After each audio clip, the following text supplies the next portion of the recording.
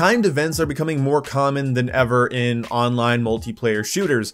Now, I know they're also popular in other places than shooters, but this is an FPS channel, so we're going to fixate on FPS games, especially the main ones that I play and enjoy. But we all know what I'm talking about, right? Timed events like Overwatch's Olympics event or Lunar New Year event, or that time they added a whole co-op PvE mode and then removed it later. We're also seeing this in a whole new way here with Rainbow Six Siege adding the Outbreak game mode. The Outbreak game mode pits operators against zombie mutant alien things. It's not the most original concept, but you can tell by the trailers and the gameplay they've put a ton of work into it. And hell, making games isn't easy. Even Overwatch's relatively simple PvE mode took a lot of time and it took money and energy to do. We also see it in Call of Duty World War II. They've had the Winter Siege event and now the Resistance event. These things come with their own sets of cosmetics and weapons that can be earned during the event only. Now, some of the weapons can be earned later on, but certain weapon variants and certain skins and certain types of in-game loot items can only be achieved during those times. So why take the time to add in a bunch of new cosmetic items if you're just gonna take them out? Why add in whole new game modes, whole new ways to play the game, and then take them out later? Well, in case you didn't know, it's not for your benefit or for the game's benefit. It's for the bottom line.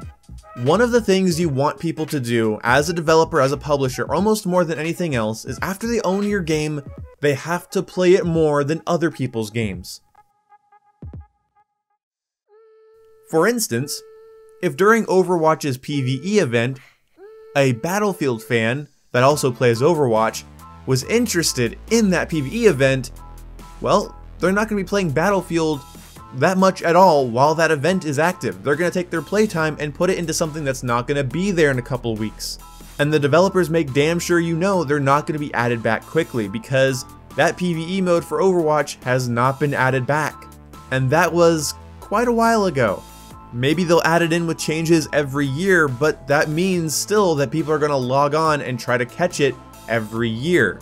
Most people are fans of multiple different games, so if you have a timed event in one game and not in the other, you're going to feel obligated to play the game that has temporary content. You'll also notice that with this temporary free content, you get a lot of incentives to buy shit.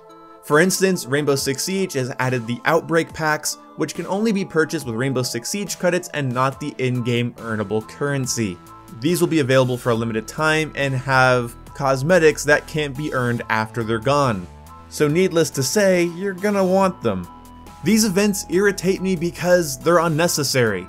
They're taking all this time and money to put in whole new PvE modes to these multiplayer only games. They're putting in all these cosmetics to these big AAA games, and then they're gone later.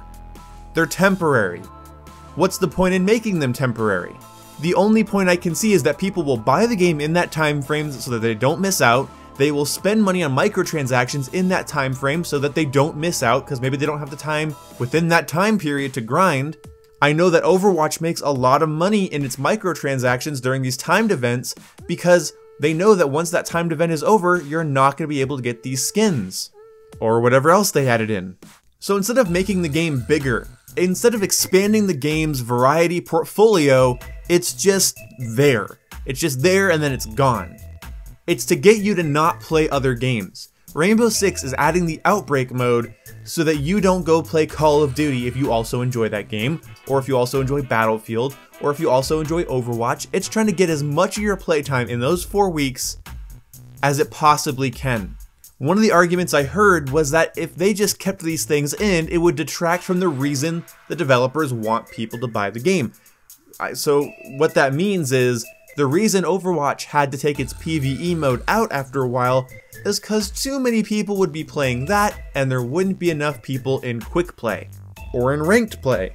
But that's absolutely ridiculous. Now, when a game has too much content, yes, it can be overwhelming to the player base because they don't know what to spend their time on and something will always get left out in the cold. But when it comes to Overwatch and Rainbow Six Siege, they're multiplayer only competitive games. Adding a PvE mode doesn't mean that people are going to just stop playing the PvP. They clearly bought the game for the PvP, not for the secondary PvE mode. I'll give you 2 examples here. Black Ops 2. Black Ops 2 has a campaign which has its own unique leveling system, lots of Easter eggs, and a creator class. It's multiplayer, which has well over 10 game modes, tons of weapons, customization, challenges, prestiges, camos to grind for, all this nonsense. And then you go into zombies, and that's its own thing as well. I mean, Black Ops 2 gave you the ability to play as a goddamn zombie and chase your friend around. Black Ops 2 gave you the ability to grief your friends. You could either play in town or farm or, god damn it, I can't remember the other one, but there was the transit thing, and that was a big, complicated zombies map. But I could still find people in search and destroy or capture the flag or kill confirmed or domination or league play or hardcore TDM. I could still play the campaign when I wanted to. I could still play zombies. There was always somebody playing zombies. So I can't imagine after all this time of Overwatch and Rainbow Six Siege being out or Call of Duty being a franchise that these events need to come and go because they don't want to detract from the rest of the game. No, there's no way that Rainbow Six Siege players are going to become Outbreak players. There's no way that the Overwatch community would have just played the little PvE mode forever and always.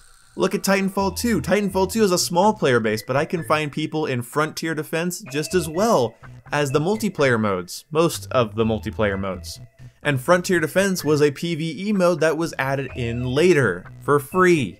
If you're going to take development time, you're going to take money out of your budget, you're going to create something brand new, let us keep it. Let it be a reason for people to buy the game a year from now.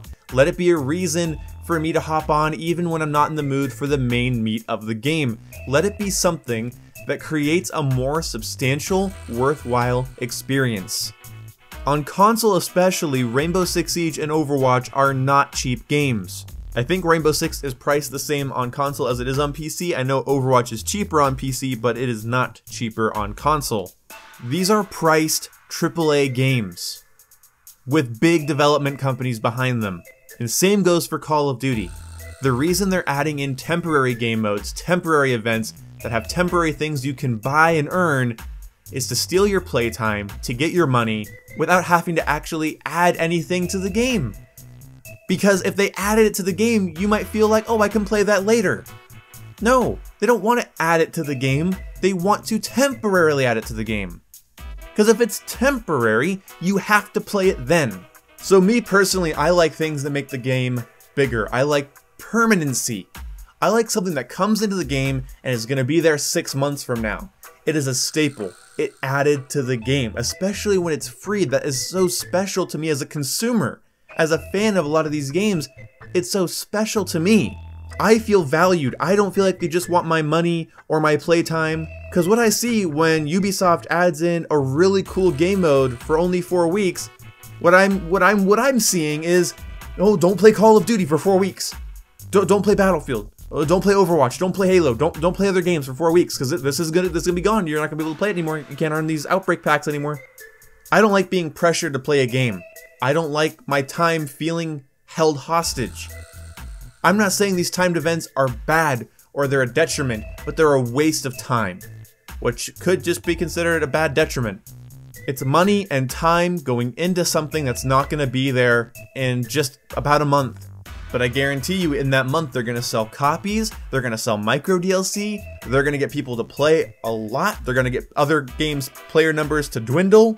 And although part of me loves these different games competing for my playtime, trying to get me to hop on and play, I also know that I feel a little manipulated. Doing things under a time constraint is stressful to me. It makes the game feel small. It makes the game feel rushed. I associate the game with a feeling of being rushed. And these games also add in free heroes and free maps, free operators, free weapons. They put in a lot of free content, whether it's Rainbow Six, Call of Duty, Overwatch. Battlefield could work on it a little bit. But even then, I would say these timed events could be replaced by something more substantial.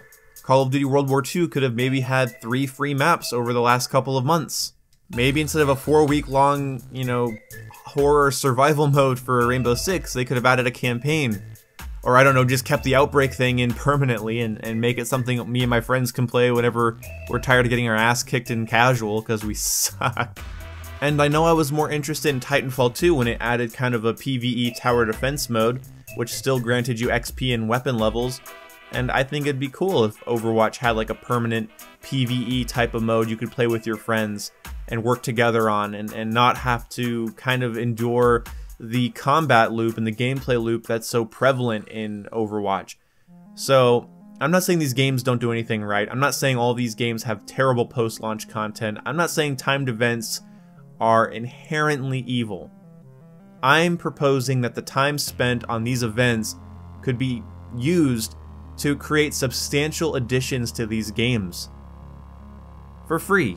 For everyone. Make games a service. Make games something that really makes my purchase feel worth it. But that's just me. I like something that comes in and creates permanency in my life. And that's what it is to me. I love these games. So when something comes in and just stays there, my game just got bigger, and that's what I want. But what do you guys want? Do you like these timed events? Do you like kind of this pressure? Do you like feeling motivated to play because of these time challenges? Let me know what you think down in the comment section below. We can start a dialogue on timed events in first-person shooters. I would love to hear from you guys. But until then, I'll see you when I see you. A blessing on your home. Goodbye. Shit. Okay, guy to the right. Yeah, through there. Through the door behind the... Oh. Whoa! You got lucky, bitch! Oh, I did.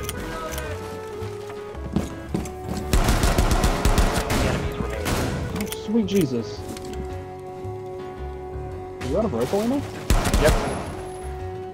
Oh shit. Well, at least you got this awesome pistol. That should have been. That should have connected. Oh my god, you did it! I'll be honest. I had no faith.